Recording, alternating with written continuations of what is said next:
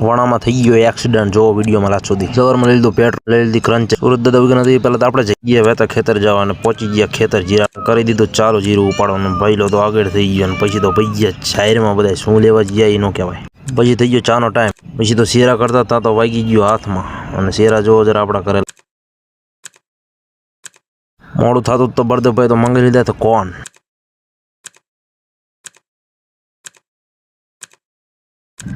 Tractor ઢાળ ચડતું હતું એમાં પડી ગયું, બીજું કાંઈ જ નથી અને કોઈને વાગ્યું પણ નથી. પછી તો ડાયરેક્ટ જવાનું હતું ખેતર અને ખેતર સૈણે પહોંચી ગયા અને જીરે પહોંચે તો જોયું તો એક હાંડો નહીં 2 અને 3 હાંડ. એ તો હાંડામને ચડાવી દીધા રોડે અને આવડા થઈ ગયા 3-4 મંગન. આ છોકરો હું બોલે જરા કોમેન્ટમાં કરજો અને ધ્યાનથી સાંભળજો હું બોલે હેરી.